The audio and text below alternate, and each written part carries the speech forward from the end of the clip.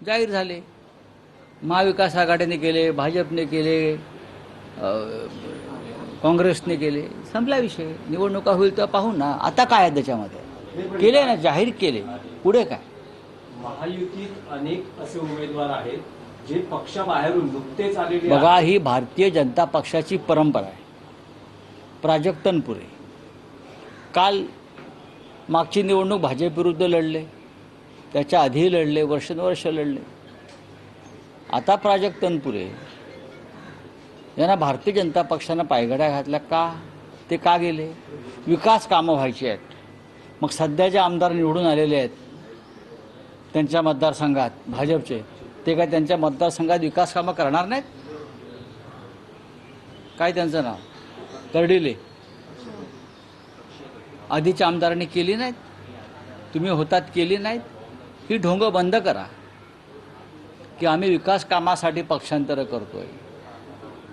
आणि भारतीय जनता पक्षानं सुद्धा काही मर्यादा आता पाळल्या पाहिजेत.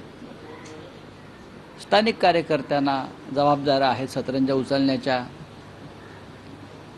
चहाच्या कप वगैरे द्यायच्या आलेल्या पाहुण्यांना.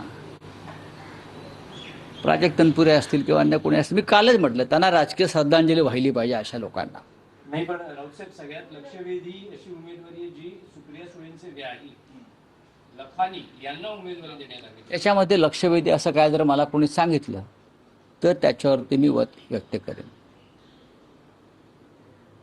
लखाने जे आहे हे जन्मजात RSSचे, जन्मजात RSSचे कार्यकर्ते, समर्थक, पदाधिकारी, सगळ्याच बाबतीत RSSला ताकद देणारे असे ते सद्गृहस्थ आहेत. त्याच्यामुळे काय आश्चर्यकारक काय?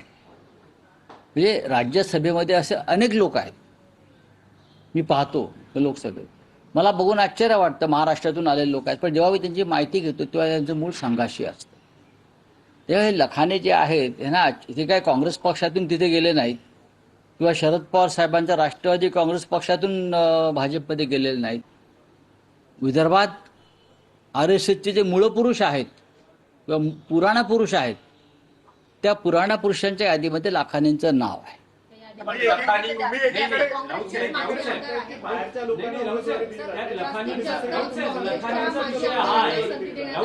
ज्यावेळेस सुप्रिया सुळे थांबा, त्यांचा प्रश्न आहे काय? एकीकडे तुम्ही सांगतायत की बाहेरच्या आलेल्या लोकांना उमेदवारी दिली जाते, तो दुसरीकडे तुम्हीच आता सांगतायत की लखानी RSSचे आहेत त्यांना उमेदवारी दिली जाते. मग RSS आणि भाजपमध्ये काय, तुम्ही जर अभ्यास केला पाहिजे. सामाजिक, राजकीय RSS आणि भाजपा वेगळे आहेत का? प्रत्येक भाजपाचा मूळ माणूस RSSचाच आहे ना. अरुण लाखानी जर RSSचे आहेत म्हणजे ते भाजपचेच आहेत. संघटनेतल्या लोकांना संघटनाच आहे ना, मदर बॉडी आहे, फादर बॉडी आहे संघटनाचा. आता आमचे लोकाधिकार समितीच्या कार्यकर्त्यांना आम्ही उमेदवार देतो, याचा अर्थ असा आहे ते शिवसेनेचे काम करणारे लोक आहेत, शिवसेनेच्या संघटनात्मक कामात गुंतलेले लोक आहेत.